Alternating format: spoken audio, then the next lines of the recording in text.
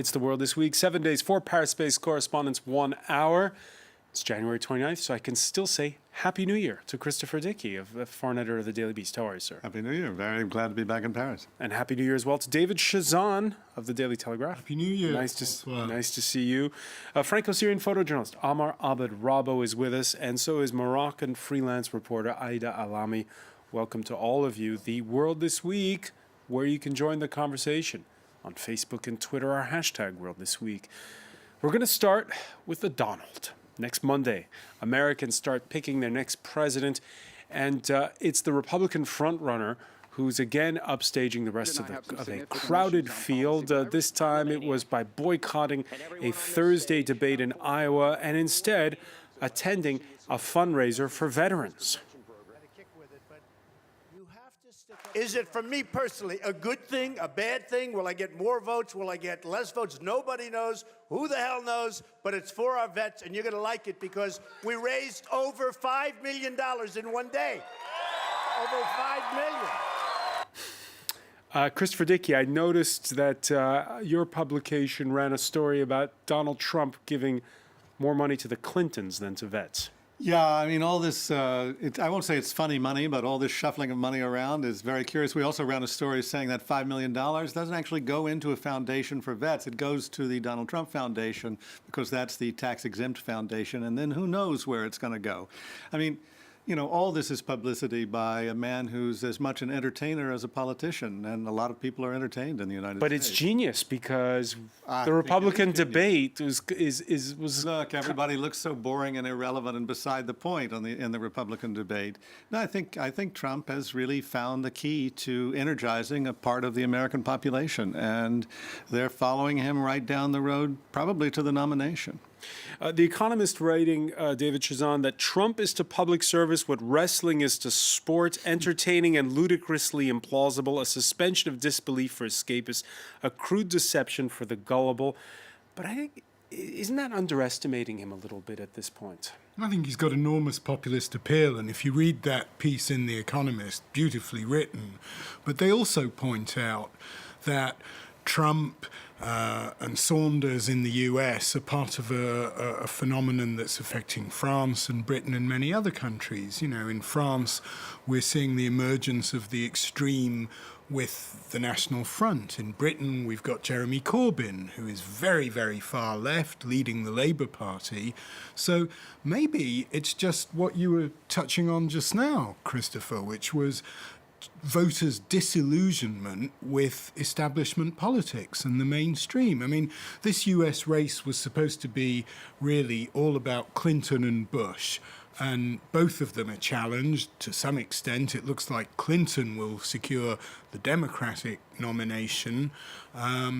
But nevertheless, people have sort of had enough of the same old faces. And had it been a contest between Clinton and Bush, it would have had a bit of a dynastic, sort of stale feel to it, as The Economist also pointed out.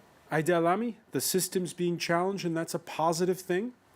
I don't know. I know I'm skeptical about the Trump election because, you know, the caucuses are so particular, and it's really the people who attend them are hardcore supporters, people who are, you know, who know politics, who are used to participating in these kinds of events. So I don't know if Trump can get people to actually show up to the caucuses and vote for him. I'm still, you know, I'm among the people who are not sure he's going to get the nomination.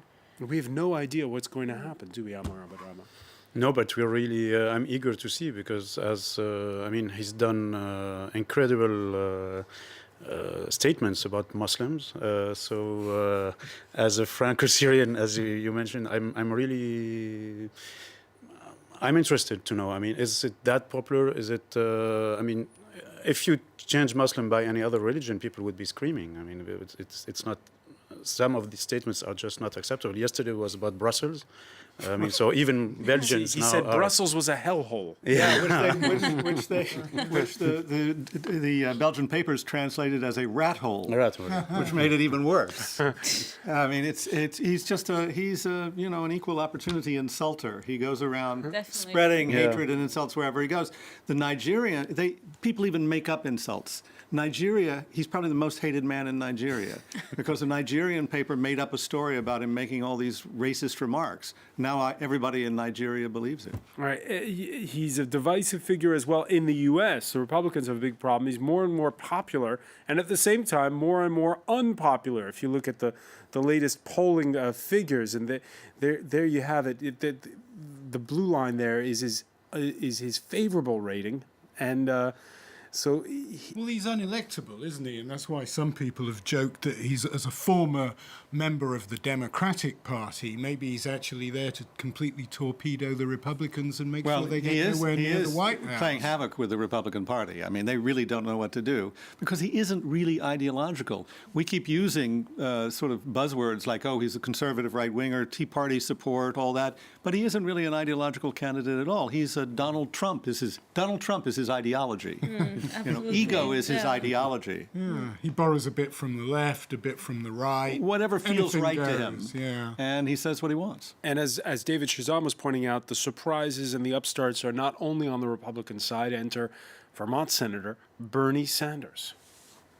Yeah, we are taking on Wall Street and the economic establishment. Yeah, we're taking on the political establishment. Yeah, we're taking on the media establishment. But that is the establishment that has to be taken on.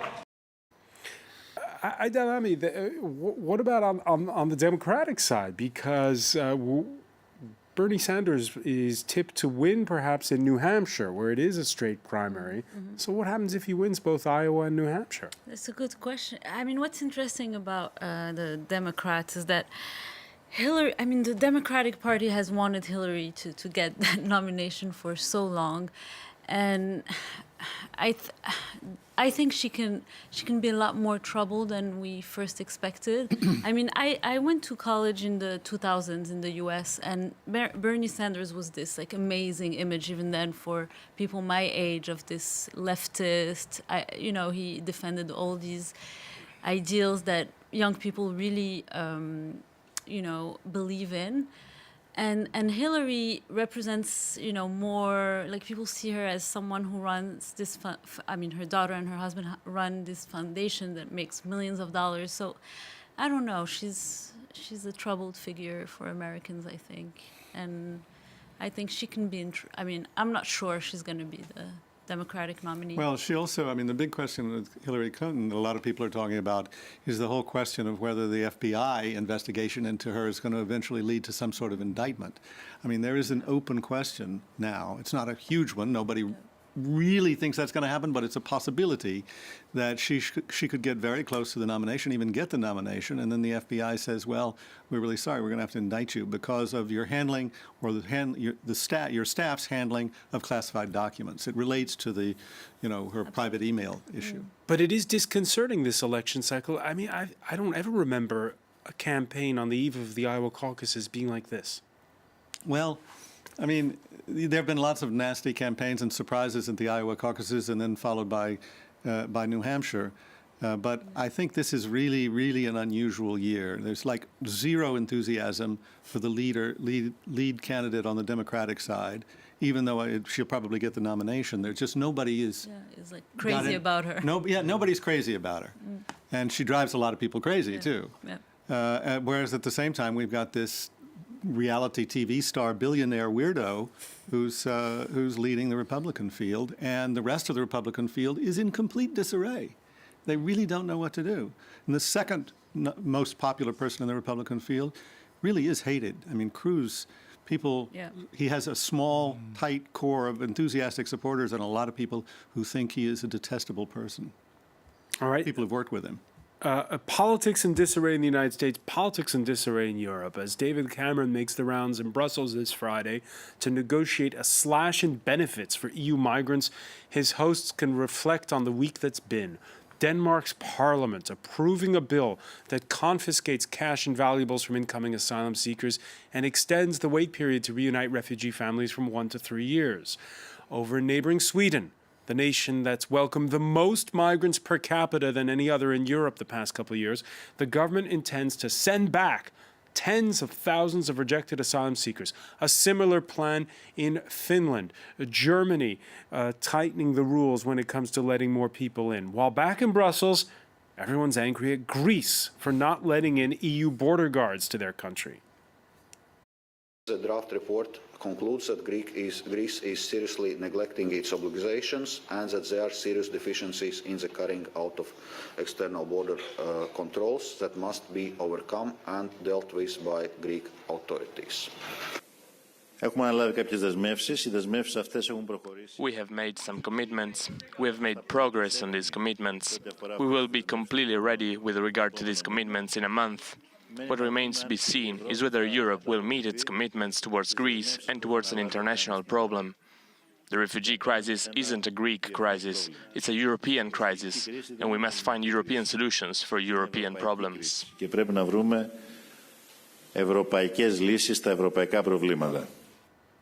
Amar, the debate over what happened in the Danish parliament kind of overshadowing what's going on now between Greece and the rest of the EU.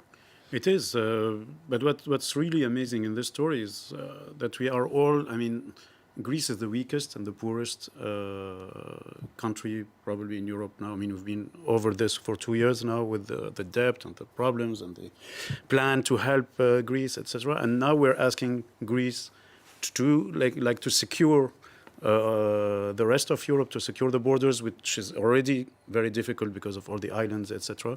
So it seems totally surreal, you know. I mean, how we don't decide to do. I mean, that's the main problem of Europe for like the last 20 years. Why we don't have a European military force or a real European police, a European policy, etc. So should Greece be letting in EU border guards? Well, I don't know how Greece could really secure the borders and how it could really work on it now as it is now. If we don't help it more, if we don't create some kind of maybe another way to let people get in without going through Greece, and so with more controls or with different controls or something like that. Greece accused of waving people through to the rest of Europe, and also more and more, there's a lot of finger pointing among the 28. Yeah, far too much finger pointing, Greece effectively being threatened with being shut out of the Schengen area. And you have to feel for Greece, because Greece is a country, as you've just pointed out, that just simply hasn't got the resources or the manpower to do it effectively. And because of its geography, with all those islands, it's more or less impossible. But I think the bigger question now is how much longer can Schengen remain in its current form? And I'm not convinced that the French or very many of the other big members of the Schengen area actually want to see it continue. I mean, the French have been lobbying to be able to suspend Schengen and reimpose border controls, not just for periods of 6 months for emergency reasons, but for 2 years. So, I mean, is it time to completely reassess the whole idea? I think people really have no idea, though. Anybody who's under 30 really has no idea what Europe was like before Schengen, before you could travel from one country to another without even thinking about it. I mean, what it was like when every time you cross a border, you had to stop and have your passport checked and your car papers checked, and you had to go through customs. You had to do that in a car. You had to do it at an airport. You had to stop, and it was endless. People have no idea what that's like. And yet, these older leaders, these politicians who are certainly old enough to remember that, are talking about a situation where we go back to having border controls basically at all the borders in Europe. But it's not just about terror, about immigration or migration, is it? It's also about terrorism. So. Sure, but instead you would think the answer to this is to have a better federal policy and federal police force and federal enforcement of border controls. You would think. But they won't go that direction. They're going in the opposite direction. And it's being driven by precisely those right-wing forces that you were talking about. Well, there's too much squabbling between the member states. You know, I mean, Britain is hardly a in many ways is objecting to greater powers going to Brussels as they see it. And I think many other member states also object to that because somehow the European Union is failing to really come to grips with this crisis. It's unprecedented, isn't it? I think it really is the end of Europe as we know it. I really think I mean, the problem is if you use the word terrorism, then you can justify almost anything. So that's a real problem. I mean, when you see the Danish government, that has nothing to do with terrorism. But because it's around, because it's in the air, so you can do or justify anything. That's really There's scary. a lot of panic over the migration problem in the UK because people have got the idea that maybe among these migrants there could be ISIS terrorists. Not maybe. So, There are. The idea is that they're all more or less terrorists. That's the problem. Sure, yeah. No, I was reporting in Calais recently about the refugee crisis, and I interviewed someone who said something really interesting, a French philosopher who said, since the Second World War, it's the first time we're put at test really at, a population in the world undergoing unspeakable violence, and for us to answer to protecting them, and he said we're failing. What we promised would never happen again, that we would protect people from violence, and what's puzzling is that there's a lot of discussion about border security. Of course there's discussion about refugees, but I feel like these European countries have to do some soul searching about the violence they're creating themselves in these regions, and that's why they have so many people flocking in. Change of values. And so let me ask you on this, because this Friday the German government announcing it's going to tighten asylum rules. It's going to strike three countries, Tunisia, Algeria, and your native Morocco, off the list of people from which you can welcome asylum seekers. Is that a problem? I feel like the German chancellor really didn't have a choice after what happened on New Year's Eve, and people were so Are there angry. Moroccans who deserve asylum? Yes. Yes, there are, for several reasons. For example, people who want to be openly homosexual, or, I don't know, people who seek political asylum, or people like that. Maybe not escaping war violence, but escaping other kind of persecution. Yeah, but the problem with the asylum policies of a lot of these governments, if you look at them, is that people apply for asylum and then they enter a kind of a limbo that goes on and on and on. And this is why, for instance, what are the Swedes saying? Who are they going to start forcing out? People who've been there, who've asked for asylum and have been refused asylum. Time to go. Germany, at the same time it's letting in a lot of Syrians, is telling a lot of Kosovars, hey guys, you've been here a long time. Time to go. You don't need asylum here anymore, and you never integrated into this country. So, it's a complicated situation in that respect. And I think that side of the story doesn't get told very much. All right, we're going to pick up on how the strain when it comes to values is affecting France when we come back. Stay with us. You're watching The World This Week.